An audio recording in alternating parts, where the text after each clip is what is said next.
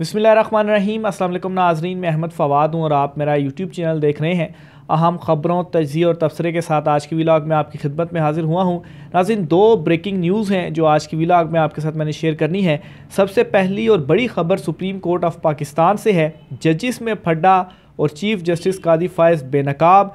कैसे जस्टिस मुज़ाहिर नकवी ने जो सारा भेद है वो खोल दिया है। कुछ अहम तरीन तफसीलात हैं जो एहतसाब इस वक्त चल रहा है जस्टिस मुज़ाहिर अकबर नकवी का, और इस एहतसाब को लेकर जो डिवीज़न है सुप्रीम कोर्ट ऑफ पाकिस्तान में वो मज़ीद वाज़े होती जा रही है। इस पर कुछ अहम और एक्सक्लूसिव डिटेल्स हैं। जस्टिस मुज़ाहिर अकबर नकवी ने एक बड़ा धमाका जो है वो आज किया है। एक तो ये आपके साथ शेयर करूँगा। दूसरे नंबर पर नाज़रीन, आज एक और केस चला है जुडिशल कम्प्लेक्स में, और बेसिकली ये तोशा खाना केस था।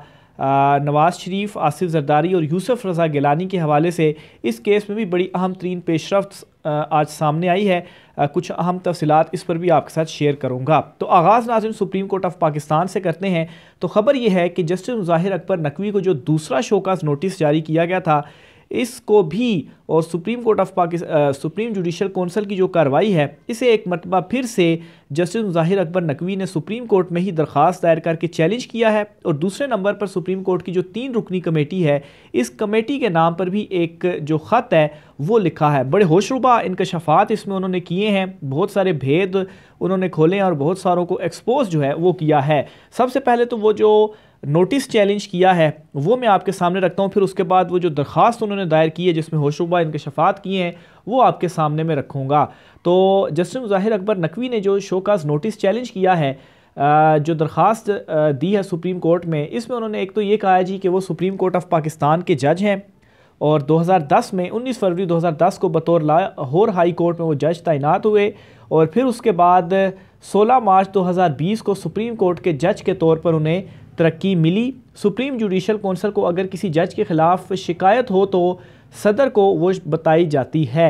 यानी कि सबसे पहले तो तरीक़ाकार के ऊपर ही उन्होंने एतराज़ उठा दिया, क्योंकि आम तौर पर इस तरह भी होता है कि सदर मुमलिकत जो है वो रेफरेंस भेजते हैं और फिर उसके ऊपर कार्रवाई होती है। तो इसी नुक्ते को उन्होंने उठाया और उन्होंने कहा कि जी शिकायत के ख़िलाफ़ मेरे ऊपर एक्शन लिया गया और मुझे नोटिस जारी किए गए, तो इस तरीके से नहीं किया जा सकता। इस लाइन का ये मतलब है जो कि दरख्वास्त में उन्होंने दी है। 16 फरवरी 2023 को दरख्वास्त मेरे ख़िलाफ़ सियासी और बदनीयती पर मुहिम का आगाज़ किया गया और सुप्रीम जुडिशल कौंसिल में शिकायत जो है वो दर्ज की गई। जस्टिस मुज़ाहिर नकवी को 24 नवंबर को शोकाज़ नोटिस जो है वो कालअदम करार देने की जो इस्तदा है वो इस दरख्वास्त में उन्होंने की है, और ये कहा है जी कि दूसरा शोकाज़ नोटिस जो मेरे ख़िलाफ़ मुझे जारी किया गया, उसमें मेरे ख़िलाफ़ जो कार्रवाई चल रही है उसमें कुछ नकाइस थे जिसे दूर करने के लिए वो जारी किया गया। इब्तिदाई जवाब में कार्रवाई के नकाइस जो है वो मैं उजागर कर चुका हूँ। सुप्रीम जुडिशल कौंसिल की कार्रवाई जो है उसे कालअदम करार दिया जाए।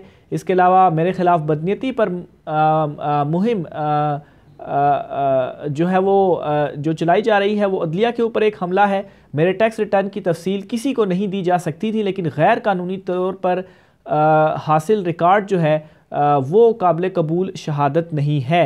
इसके अलावा उन्होंने ये भी कहा जी कि मेरे ख़िलाफ़ शिकायत को खुली अदालत में सुना जाए। अब ये वो जुमला है जिस पर बहुत सारे लोगों का ये ख्याल है कि इस जुमले के साथ ही चीफ जस्टिस कादी फ़ैज़ल साहब को उन्होंने एक्सपोज़ किया है और जुडिशल कौंसिल की कार्रवाई को एक्सपोज़ किया है, क्योंकि वो ख़ुद मुतालबा कर रहे हैं कि सुप्रीम जुडिशल कौंसिल में कार्रवाई ना हो, ओपन कोर्ट में कार्रवाई हो, यानी कि सब सुने। तो इतनी दलेरी के साथ वही शख्स ये कह सकता है कि जिसे पता हो कि उसके ऊपर जो इल्ज़ामात लगाए गए हैं वो बेबुनियाद हैं और उनके पास इस हद तक सबूत मौजूद हैं कि वो अपने आप को डिफेंड कर सकते हैं। यानी कि यहाँ पर वो ये नहीं कह रहे कि कार्रवाई को ख़त्म किया जाए, मतलब कार्रवाई जुडिशल कौंसिल की कार्रवाई को कालअदम करार दिया जाए और केस अगर चलाना ही है तो ओपन कोर्ट में, सुप्रीम कोर्ट में केस जो है वो चलाया जाए और वो जजेस जो कौंसिल के मेंबर हैं वो इसमें मौजूद ना हो, दूसरे जजेस हों। यहाँ पर एक मरतबा वो अदम एतमाद का जो इजहार है वो भी कर रहे हैं, ख़ास तौर पर चीफ जस्टिस कादी फ़ाइज़ ईसा और सरदार तारिक मसूद के अगेंस्ट, और ये कह रहे हैं जी कि खुली अदालत में उनका जो केस है वो सुना जाना चाहिए ताकि सबको मालूम हो कि उनके ख़िलाफ़ किस तरह से जो केस है वो बनाया गया और ये केस कितना कमज़ोर है। अच्छा, इसके अलावा जी یہ کہا جی کہ جوڈیشل کونسل نے جسٹس مظاہر اکبر نقوی کو 2 شوکاز نوٹس جو ہے وہ جاری کیے تھے. اس میں جو انہوں نے درخواست دی ہے بذریعہ وزارت قانون جو ہے اس میں انہوں نے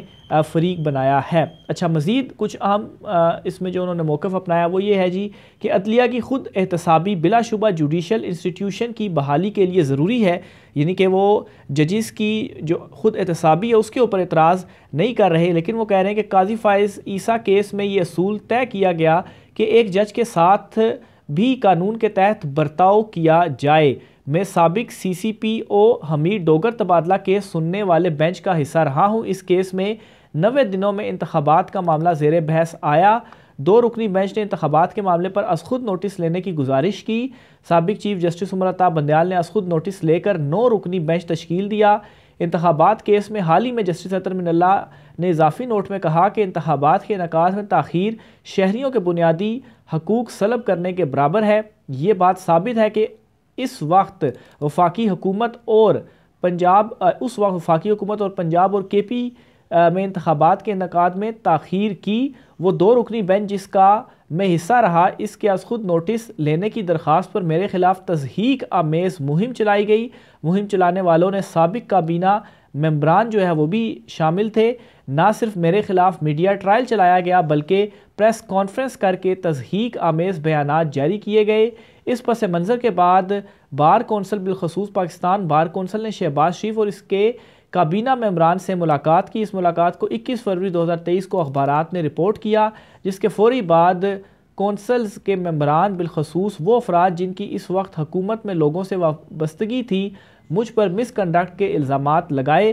میرے خلاف جوڈیشل کونسل میں بھیجی گئی شکایات سیاسی مقاصد کے تحت جمع کروائی گئی ہیں. تو یہ ایک اہم ترین موقف ہے جو کہ انہوں نے اپنی اس درخواست میں دیا ہے, جو کہ انہوں نے کارروائی کو چیلنج کیا ہے. اچھا پھر اس کے علاوہ انہوں نے ایک لیٹر بھی لکھا ہے 3 رکنی کمیٹی کو, سپریم کورٹ آف پاکستان کی, اور وہ 3 رکنی کمیٹی جو از خود نوٹس کا اختیار اب اس کے پاس گیا ہے, جس میں چیف جسٹس قاضی فائز عیسیٰ, جسٹس سردار طارق مسعود اور جسٹس اجاز الاحسن شامل ہیں. اب اس میں بھی کچھ ہوش ربا انکشافات ہیں جی, یہ بھی آپ کے سامنے رکھتا ہوں. اچھا ایک تو جی خط کے اندر وہ یہ کہتے ہیں کہ پریکٹس اینڈ پروسیجر قانون کے سیشن 3 کے تحت آپ آرٹیکل 184(3) کی درخواست 14 روز میں سماعت کے لیے مقرر کرنے کے پابند ہیں. میں نے 20 نومبر اور 30 نومبر کو سپریم جوڈیشل کونسل کی کارروائی کے خلاف 2 درخواستیں دائر کی تھیں. دونوں درخواستوں میں عدالت سے عبوری ریلیف کی استدعا کی گئی ہے. درخواستیں دائر کرنے کے باوجود سپریم جوڈیشل کونسل میرے خلاف کارروائی جاری رکھے ہوئے ہے. درخواست سماعت کے لیے مقرر نہ کرنا میرے بنیادی حقوق کی خلاف ورزی ہے. تو یہ وہ معاملہ ہے جہاں پر بہت سارے لوگوں کا خیال ہے جی کہ قاضی فائز عیسیٰ صاحب کو انہوں نے بے نقاب کیا ہے کہ اگر درخواستیں آئی ہیں تو آخر کیوں از خود نوٹس اور کھلی عدالت میں ان کا یہ جو معاملہ ہے وہ چیف جسٹس قاضی فائز عیسیٰ صاحب نہیں لگا رہے. اب یہاں پر سوال یہ پیدا ہوتا ہے جی کہ یہ تو 3 رکنی کمیٹی کا اختیار ہے, 3 رکنی کمیٹی میں اجاز الاحسن بھی ہیں. تو یہ بھی آپ کو بتا دوں کہ جو اس وقت ججز میں تقسیم کے حوالے سے چیزیں سامنے آ رہی ہیں, گفتگو کی جا رہی ہے, اس میں جسٹس سردار طارق مسعود اور چیف جسٹس قاضی فائز عیسیٰ ایک سائڈ پہ اور جسٹس اجاز الاحسن جو ہیں وہ ایک سائڈ پر ہے. یعنی کہ اگر چیف جسٹس از خود نوٹس لینا چاہیں تو وہ از خود نوٹس لے سکتے ہیں, اور جسٹس اجاز الاحسن نے تو ویسے بھی ان کو نوٹس جاری کرنے کے خلاف جو ووٹ ہے وہ دیا تھا, اور چیف جسٹس خود اور جسٹس سردار طارق مسعود خود ان دونوں نے حق میں کیونکہ دونوں سپریم جوڈیشل کونسل کے ممبر ہیں اور دونوں نے نوٹس جاری کرنے کے حق میں جو ووٹ ہے وہ دیا تھا. تو اب ظاہر سی بات ہے اس میں بہت سارے سوالات یہ بھی پیدا ہو رہے ہیں کہ وہی ممبرز ہیں سپریم جوڈیشل کونسل کے, اور جو درخواستیں دائر کی جا رہی ہیں تو اس میں بھی وہی ممبرز ہیں جنہوں نے ان درخواستوں کو سماعت کے لیے مقرر کرنا ہے, لیکن ابھی تک یہ جو درخواستیں ہیں وہ سماعت کے لیے مقرر نہیں ہو رہی, اور یہ جسٹس مظاہر اکبر نقوی نے کہا ہے کہ ان کے جو بنیادی حقوق ہیں ان کی خلاف ورزی ہو رہی ہے. مزید انہوں نے کہا جی کہ میری درخواستیں کھلی عدالت میں سماعت کے لیے مقرر کیے بغیر جوڈیشل کونسل نے اگر کوئی فیصلہ دیا تو یہ آئین کے خلاف ہوگا. میری درخواستیں کھلی عدالت میں ایسے بینچ کے سامنے سماعت کے لیے مقرر کی جائیں جس میں جوڈیشل کونسل کے ممبران ججز شامل نہ ہوں. تو ایک مرتبہ پھر سے انہوں نے عدم اعتماد کا بھی اظہار کیا ہے چیف جسٹس قاضی فائز عیسیٰ کے اوپر اور جسٹس سردار طارق مسعود کے اوپر. تو یہ جی 2 اہم ترین اپڈیٹس تھیں جو کہ سپریم کورٹ آف پاکستان سے سامنے آئی ہیں. اب اسی معاملے کے اوپر فہیم اختر صاحب ہیں, انہوں نے ایک سخت سا جو ٹویٹ ہے وہ بھی کیا ہے, اور اس ٹویٹ کے اندر وہ لکھتے ہیں کہ جسٹس مظاہر اکبر نقوی بھگو کر چیف جسٹس قاضی فائز عیسیٰ کی جانبداری کو بے نقاب کر رہے ہیں۔ مبینہ الزامات پر سپریم جوڈیشل کونسل کی کارروائی شروع کر دی گئی، مگر جسٹس مظاہر اکبر نقوی کی آئینی درخواستیں سماعت کے لیے مقرر نہیں کی جا رہی۔ جسٹس مظاہر اکبر نقوی کو قاضی کورٹ انصاف نہیں دے رہی تو عام آدمی کو کیا انصاف جو ہے وہ ملے گا؟ تو یہ جی مزید انہوں نے ایک ایکسپوز کیا ہے اور بے نقاب کیا ہے کہ دیکھیں ایک تو بے بنیاد ایک تو مبینہ الزامات کے اوپر کارروائی ان کے خلاف کی جا رہی ہے، پھر ان کی آئینی درخواستیں جو ہیں وہی انٹرٹین نہیں کی جا رہی، اور کارروائی کون کر رہا ہے؟ جوڈیشل کونسل کی وہی 2 ججز جو کہ اس کمیٹی کا بھی حصہ ہیں، جن 2 ججز جنہوں نے کیسز جو ہے وہ سماعت کے لیے مقرر کرنے ہیں، اور فائنل فیصلہ ظاہر سی بات ہے اگر 3 رکنی کمیٹی ہے تو 2 ججز جس طرف ہوں گے وہی فائنل فیصلہ ہوگا، اور چیف جسٹس قاضی فائز عیسیٰ اور جسٹس سردار طارق مسعود جو ہیں وہ 2 ججز اس میں موجود ہے، تو وہ 2 جس طرف ہوں گے وہی فیصلہ ہوگا۔ بے شک جسٹس اعجاز الاحسن کہیں کہ آپ جو ہے وہ سماعت کے لیے مقرر کریں تو 2-1 سے پھر بھی جو حتمی فیصلہ ہے وہ ہوگا، تو وہ درخواستیں ہی سماعت کے لیے مقرر نہیں جو ہے وہ کی جا رہی۔ اور ساتھ انہوں نے کہا جی کہ یہ تو ایک جج کا حال ہے کہ وہ خود کو انصاف کے لیے اس طرح سے لیٹرز اور درخواستیں جو ہیں وہ ان کو دائر کرنی پڑ رہی ہیں، تو ایک عام آدمی جو ہے اس کا کیا ہوگا؟ یعنی کہ یہاں پر انہوں نے عدلیہ کی جو ایک آپ کہیں کہ ایک رسپیکٹ جو ایک آپ بنی ہوئی ہے یا نہیں بھی بنی ہوئی، خیر سوالات تو اب بھی اٹھا رہے ہیں کہ وہاں پر آپ کیسز لے کر جائیں اور انصاف آپ کو ملے گا۔ آلریڈی کوئی 60,000 کے اراؤنڈ اباؤٹ قریب پہنچ گئے ہیں کیسز جو کہ پینڈنگ ہے، تو یہ ساری چیزیں سامنے آنا مزید عوام کے اندر جو ہے وہ اعتماد کو اٹھا رہے ہیں عدلیہ کے حوالے سے۔ تو بہرحال پھر بھی یہ جو چیزیں ہیں وہ سامنے آ رہی ہیں، اور ہماری ظاہر سی بات ہے کام ہے رپورٹ کرنا، آپ تک جو حقیقت ہے وہ پہنچانا۔ یہ دونوں لیٹر اور جو ایک کارروائی چیلنج کی ہے وہ مظاہر اکبر نقوی کی جانب سے کی گئی ہے۔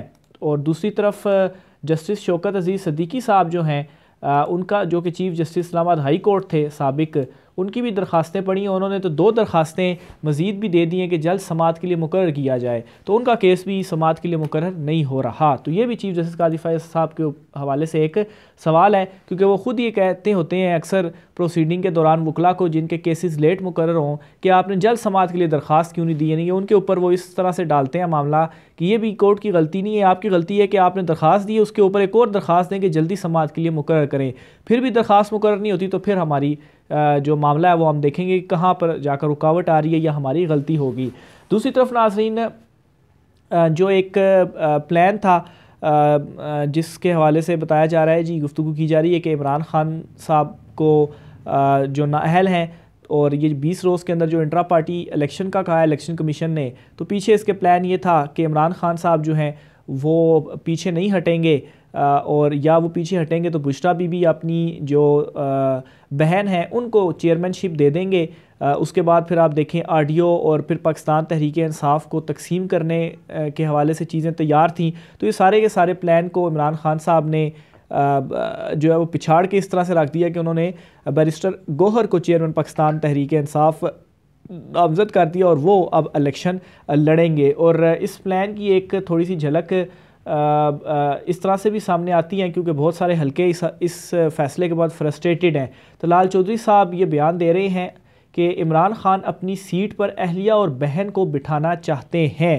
ان بھائی صاحب کو کوئی بتائے کہ انہوں نے بیرسٹر گوہر کی جو اناؤنسمنٹ ہے بطور چیئرمین کے وہ کر دیا، اور وہ اپنی بہن کو اور اپنی اہلیہ کو نہیں بٹھانا چاہتے، لیکن ان کا یہی خیال تھا کہ یہ ان میں سے کچھ ہوگا، اگر وہ اپنی اہلیہ کو بٹھائیں گے تو ہم جو ہے وہ ایک گروپ جو ہے وہ ان کی طرف اہلیہ کی طرف ہوگا، ایک گروپ بہنوں کی طرف ہوگا، اور تقسیم پیدا کریں گے۔ اور کچھ روز قبل جو بشرا بی بی کی گاڑی کے باہر جس طرح سے نعرے بھی لگے ان کے اگینسٹ بھی، تو چیزیں جو ہے وہ اس طرح سے بھی نظر آئیں، لیکن ان کا یہ جو سارے کا سارا پلان ہے وہ چوپٹ ہوا، اور اب اس طرح کے جو بیانات ہیں یہ ان کی جانب سے دیے جا رہے ہیں۔ تو بہرحال طلال چودھری صاحب عمران خان صاحب نے نامزد کر دیا ہے بیرسٹر گوہر کو۔ آخر میں ناظرین نواز شریف، آصف زرداری اور یوسف رضا گیلانی کے خلاف بھی توشہ خانہ کیس کی سماعت ہوئی ہے۔ اس سماعت کا احوال بھی مختصر سا آپ کے سامنے رکھتا ہوں۔ جج محمد بشیر نے یہ سماعت کی ہے، اور اس میں جو وکیل صفائی تھے جی انہوں نے کہا جی کہ عدالت نے کہا کہ نواز شریف شامل تفتیش ہو چکے سوال نامہ مہیا کیا گیا تھا، 2019 میں نیب ریفرنس بنایا گیا تھا، اس وقت نواز شریف انتہائی علیل تھے، نواز شریف کی طرف سے گاڑی لینے کا کوئی مطالبہ نہیں تھا، ریکارڈ پر موجود ہے کہ نواز شریف نے گاڑی نہیں مانگی تھی، نواز شریف نے سوال نامے کا جواب داخل کر دیا ہے۔ عدالت نے نیب پراسیکیوٹر سے کہا کہ تفتیشی افسر نے بتایا کہ نواز شریف کی جانب سے جواب جمع ہو گیا، مزید کارروائی ہوگی، اس کے لیے کچھ وقت درکار ہوگا۔ پھر جو ہے وکیل صفائی نے کہا جی کہ جو ریفرنس تیار کیا اس میں نواز شریف کی گاڑی لکھی جس کی واپسی کا کوئی ریکارڈ نہیں، کوئی دستاویز موجود نہیں کہ نواز شریف نے کوئی بھی گاڑی مانگی ہو۔ جج محمد بشیر نے نیب پراسیکیوٹر سے سوال کیا کہ کیا کریں گے اب اس پر؟ نیب پراسیکیوٹر نے کہا کہ ابھی نواز شریف کا بیان دیکھیں گے اور پھر اس پر مزید کارروائی ہوگی۔ اس پر عدالت نے سماعت جو ہے وہ 20 دسمبر تک ملتوی کر دی۔ تو یہ جی آج توشہ خانہ ان کے اگینسٹ بھی تھا، اس پر بھی کارروائی ہوئی ہے۔ اجازت دیجیے، اللہ حافظ۔